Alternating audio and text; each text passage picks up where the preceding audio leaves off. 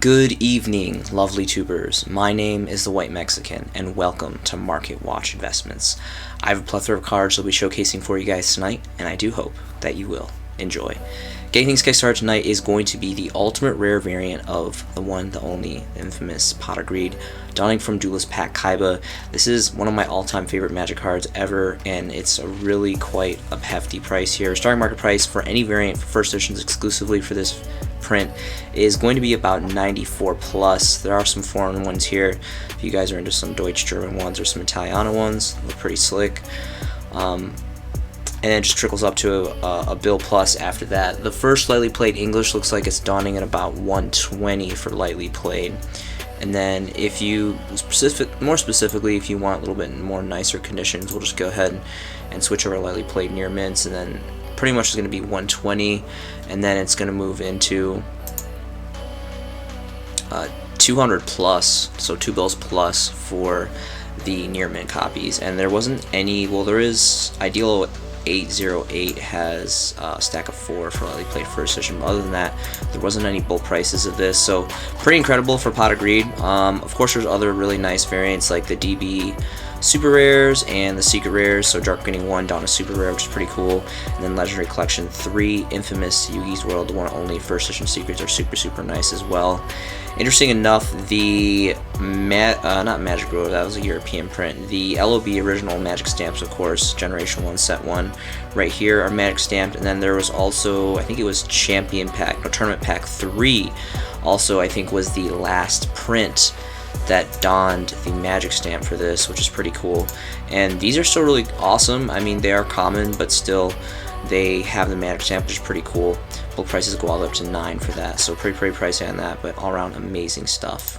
Next is going to be Foolish Burial. So people forget this is still a really amazing one of card. Maybe it'll come to 2-3, maybe not. This is technically hierarchy-wide the highest rarity as a secret rare, again donning from the infamous Legendary Collection Joey's World. Really great starter cards here, and really great rarities. Starting market price for this is going to be about 10 bones for lightly played first edition copies for English variants here. Doesn't look like there's really much bulk prices here for the first page. Switch over to bulk prices, instantly jumps to about 19 for lightly played first edition first stack of 4. So bulk prices are pretty much eradicated on the market for this variant. Now there are a couple other variants. There is the Alternative Art OCG artwork, Lost Art Promotion variant, which personally, I mean, I like the artwork, but I just, Ultra Rare is utterly disgusting and just completely shameful, so really not a big fan of that personally myself, but to each their own, everyone has their preference. Of course there's the very luxurious super rare from Turbo Pack Booster 2, which is insanely expensive, but personally I really like the dual terminal 5 commons, which are pretty very nice too. Secret rares really take the cake for me, but if you're gonna go for anything else, you might as well go for a DT. Personally, I have a special place in my heart for DTs. I think they look immaculate and just gorgeous in every way. So we're gonna go ahead and take a look at both prices of this. Starting market price for near mint copies, stack of 7 is gonna be about 4 bones plus, then jumps to about 5 after that. So really incredible stuff on Foolish Burial. Change of Heart is gonna be next. So I think this is an extremely underrated card. Personally, I'm playing a going second Nimble Turbo Sprites build, and I proc this as well with Mind Control, and it's obscene, it's ridiculous. It really starts to proc you off going second and kind of rip away your opponent's resources for those combo plays or for those control variants.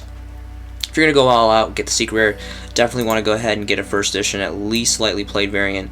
Starting market price is going to be about 30 bones, and then it's going to trickle up after that, about 40 plus for near mint variants. And these are all onesie stacks. There is no stacks on the first page. We switch over to bulk prices. There's going to be a stack of 4 for 40 here, so 4 on 4. There are other variants that are pretty nice. Now, keep in mind, those are spell variants. I personally like Magic Stamp, like Generation 1 Yu-Gi-Oh! Magic Stamp stuff, so if the Secret Rare First Editions aren't really taking the cake for you, I really do appreciate the original Generation 1 Set 2 Magic Stamped variants. First Editions are actually, pretty pricey, like rightfully so. Lightly played is going to be about 176 again, and then it quickly jumps to 2 bones, 2 bills plus after that. Incredible value for the first editions, but because this is like ancient and it's just an obscenely old card, but really great. I personally run unlimited variants just because, again, I like the magic stamp and like the nostalgia of like this being like the original print of the original print. So 6 bones, slap it down, you can get yourself a lightly played unlimited, not too bad. And the foiling and just artwork is just completely unparalleled on this card. Mind Control is going to be next, Gold Series 2009. So there is a couple other variants. This is personally my favorite variant. This 2008-2009 Gold Series, they really did gold right. They look very smooth. It's just like a honey hint of gold. It looks very effective, very nice, very aesthetically pleasing in my personal opinion. Just like Change of Heart, obviously not as good as Change of Heart, but you know, right up there. It's basically like allowing you to run 2 Chains of Hearts. Mostly you're going to take your opponent's monster and you're going to proc it off for a link or something like that, or an XYZ fodder, or whatever it may be, some material, and you pretty much get rid of pesky cards on the spot, which is very nice, especially going second. Lightly Playeds, pretty much 3 bones before you factor in shipping all across the board here. There's 2 pages of availability. It doesn't look like there's any availability for bulk prices for near mint lightly playeds, which is kind of rough. Now there are other variants. I think the original was a 2006 super rare promo, 2005 promo, which is pretty nice too. There are the disgusting ultra rares, which are just, vomit in a bag. But keep in mind, it is Legendary Collections 3, a really great set. The ultras actually came off really clean in this set. They are still very much ultra rare though, which is just like utterly like hideous, just the same as Dual Devastator and all these other kind of peasant rarities. But the super rares I think would be your next kind of safe bet, and apparently these are going up for a pretty good here. Starting market price is instantly 10 bones plus all across the board. Even before we crack open to bulk prices, it doesn't even look like there is bulk prices available for this, so pretty good value in this. Again, I like the 2009 gold variants, but this one's good money too. If you guys have extra copies, you might want to slap it on board and make some bills. Terraforming is going to be next, so just an amazing generic field magic searcher, really awesome. There's an ultimate rare, there's a secret rare, there's an astral pack super rare. Personally, I like all 3 of those variants. I would probably say, because of like the price variant, I like the astral pack supers, but the secrets do look very aesthetically pleasing. Starting market price for these first edition secret rare variants from the very infamous Legendary Collections Kaiba, really great set, a lot of high caliber cards and some great rarities, is going to be about 10 bones across the board for lightly played near mints alike. There is a stack of 5 here from Quality Cards LLC for 11, which is pretty nice. Now moving into some other variants, of course there's the ungodly expensive ultimate rares, which just look completely gorgeous, very deep, very nice foiling, really great stuff. But in my personal opinion, if you're not going to get the ultimate rares, which are just carrying an obscenely fat price tag, or the first edition secrets from Legendary Collection Kaiba, you might as well try to proc off with the supers. These do look very nice. Yes, they are not like OTS, they're astral packs, so keep in mind like it was like older than astral packs. So really great history merit to these sets. Pretty much 5 bones for the full starting bulk prices, but then there's just fat shipping here, so $2.99. Be aware of that, and that goes about 8 after that. If we take off the bulk prices and switch to 1Z2Z stacks, there are some kind of random foreign ones here, which no one really cares about, and then about pretty much 5 bones all across the market for this. So really great, and this just looks really great, like really deep hollow foiling, very reflective. It looks really nice. Dragoon has been going up, so I think this is because branded Despia / Bestial / whatever you want to call it is very rampant in the meta right now. It's very quick. It's very it kind of gets back on the board. It's very competitive, and it's very accessible and not too terribly expensive for the most part. So very popular in a game state right now. Obviously there's a Starlight Rare, which is pretty up there. There's the original Ultra Rares, which is just disgusting because they're Ultra Rares. You might as well just get yourself a 2022 Prismatic promo. Technically, I guess can't really consider it a promo, I guess, because it came in the actual booster packs. But anyway, this looks aesthetically amazing. I remember when these were like 7/8s, and now they're procking off for about 16 starting market price all across the board. There is a fat stack from Gamer's Choice of 76 for 16. So all around a really amazing card. There's a lot of different decks that can run this. This is just an obscenely crazy card. I personally have a hard time against this card because it can't be targeted or destroyed by card effects, and a lot of my going second cards destroy Dark Ruler is really kind of the only thing that allows me to proc off this. So very, very difficult, but an amazing, amazing card. If you guys have extra copies, you might want to put them in your trade binder, maybe sell them, because that's, you know, what probably the smarter thing to do here. Legacy of the Duelist is going to be next. So we have Trap Tricks and we have Labyrinth. Those are both very, very heavy back row trap strong decks. This might be a good tech choice. I go in and out talking about this. I'm a giant advocate for this card. I think this card is extremely underrated. It is the amazing rarity of Duelist Saga. If you guys don't know, Duelist Saga is the only set in the TCG to have this special exclusive like lightsaber looking holofoil, and it is very much also a solo print, which is just money on the dollar. Everyone knows solo prints, then they pop off. They are just go for crazy amounts of money. So Duelist Saga was a 2016 set. It's relatively popular. There's definitely plenty in the market. It's still very, very affordable. I mean, like, bulk prices of this is pretty much a bone all across the board, a little factorial over a bone, very, very accessible. There are only 2 pages available. And is this not bulk prices? Yeah, maybe it was. I guess it was bulk prices. So there used to be pages and pages and pages of this card. This card is getting ripped up on the market, not by any means at a quick rate. I've been collecting this card and like bulk buying and like stockpiling this card forever, because I really think beyond everything I've mentioned, it has amazing artwork. Blue Eyes Dark Magician being solo print, being that really, really nice unique rarity. Some people hate it, most people love it. I definitely think there's more players that love the Dusa rarity than dislike it. I do know a few players that don't like it, but you know, to each their own. Again, personal player preference. This, and again, if you're playing like a swarm-eccentric deck, like i.e. example Sprites, I'm a little biased, I absolutely love Sprites, I'm, you know, continuing into this format, next format. Anyway, this is really, really good. You can potentially clear full back row. Obviously, a lot of things are chainable, but there's a lot of really great other effects. The biggest thing I think is really, really important is if you happen to be going first, and you side this card and you proc it, again, just like any other floodgate, you have to draw into it. You pretty much have to be going first for it to be really, really useful, and it has to survive. It, you know, can't be blown up. But this is really, really incredible. Right here, so each player can only set 1 spell or trap card from their hand per turn. That is incredible. If you go first and you get this, it's going to completely lock out Trap Tricks. It's going to completely lock out Labyrinth for the most part. Now obviously I don't know, I'm not very familiar specifically with their outs as far as like spot removals, but this is just really, really insane for those decks. And even if you are going second, you can slap it on, do your attacks, and pretty much clear their board. A lot of this stuff is chainable, like Welcome Labyrinth and all that other crazy stuff, but I think this is a really, really spicy tech choice that a lot of people aren't talking about, and I think this card really needs a lot more credit for what it is. Moving on next is going to be OTS 21. So this is rampant on the market. A lot of OTS stores got an abundance of these, and people are ripping them left and right. Now everyone talks about the ultimate rares. One little less known that people don't really talk about is the super rares. Sprite Red being a super rare, being the first holofoil variant of that we got for this type of card for Sprites is really, really great.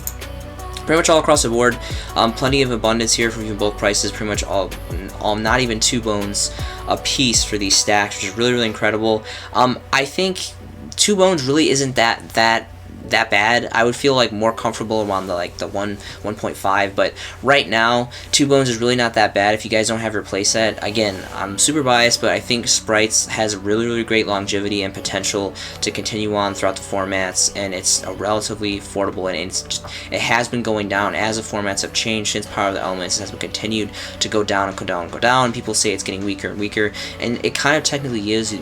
Sprite players have had to augment and change a lot of things as the formats have changed and shifted, but it's still an extremely great control deck or a swarm deck. You know, we have Gamma to going for a full-on like OTK, which is really great too, and it's an amazing going second card if you're building it that way like I actually have. So I really like, in the next couple of days, I'd really like to do a deck profile of like my going second Nimble Turbo Sprite build. I'm super excited about it. The numbers aren't quite where I want to be as far as like win ratios yet, but I'm still working on it, and I'm super excited about a couple of different variants that I'm kind of in the lab experimenting with right now. But anyway, Another two is going to be Merly and Havness. Now, I completely hate Tier Elements. I think it was a disgusting deck. The artwork is really, really cool, and it was a big fanboy favorite deck, and I don't think that this deck is dead. It may be relatively, like, pseudo-dead in this format, because it got hit so ridiculously hard, which is fine. It deserved it. We all know it deserved it. It was just, it had the spotlight for quite some time, and it was just wreaking too much havoc, making the game very, very toxic, not very fun. But they have really, really cool artwork, and again, people are going to continue to play this once it kind of gets unlocked a little bit. When that will be, I'm not really sure. Will things get errated? I'm not really sure. I do know that these are extremely affordable in abundance. I mean, like a bone all across the board for these super rare variants of Havness, which is incredible. I think that is an amazing buy. And then just the same for Merly. I believe Merly is also a bone. So really great to stockpile right now. Again, these are fresh on the market. So many people have these right now.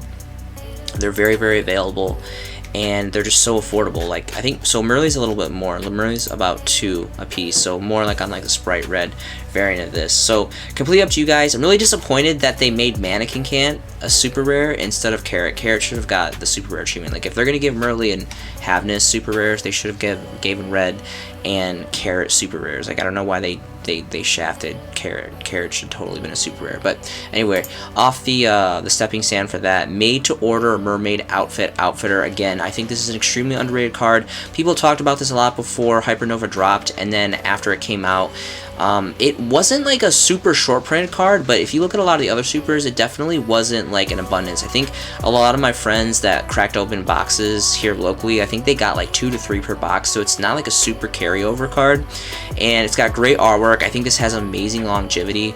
There's a lot of different cards that we have that are kind of similar to this, but there's just something about this card. I have a really good feeling about this, and again, it's just so obscenely affordable right now. I think I picked up 3 play sets for about 75 cents, so I think I was really happy with that market price.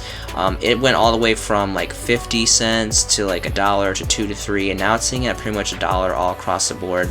For the bigger stacks, it goes a little bit over. But I think for a bone or less for both prices of this for first edition near mints, like, this is a great card to hold for all those reasons I said before. Choju of the Trillion Hands is really great too. So this card, it looks really great. Obviously, it's super rare from the new set, like very, very saturated, oversaturated in the market. Everyone has this in crazy numbers, and it's just insanely affordable. So rituals are very unpredictable. We never really know when they're going to get support, and when they do get support, I mean, just look at like Drytron. Drytron was one of the more later competitive ritual decks, and it wreaked pretty good havoc on the meta for a while, and it was quite a popular choice for quite some time. So, and then there's things like Herald. Like, I like little cheeky decks like Herald, like perfect Herald builds, which are really, really fun. That's really like the only like ritual deck that I've really have and I've really experimented with. It's quite a fun deck. You know, it's a pretty, you know, coin toss risk deck, high risk, high reward deck. But anyway, this is really affordable. I mean, under $1 a piece for bulk prices near mint first edition. Insane stacks available. Really, really great stuff. So if you guys don't have a playset to 9, I definitely think you should cop this up. Evenly Matched is going to be next, so from the new Trap Trick Structure deck as a super rare. Now, I'm really, really surprised that this is this affordable, kind of.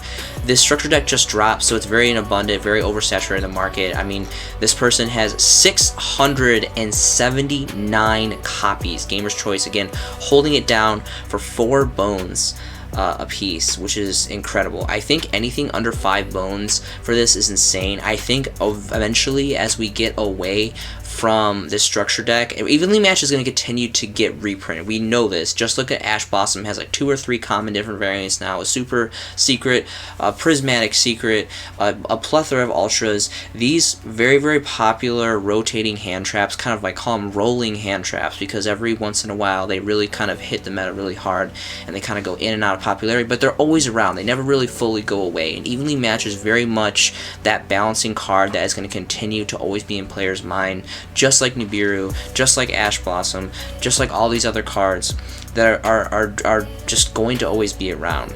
I think that eventually we are going to start getting some common variants of this, which is really not going to affect these hollow variants.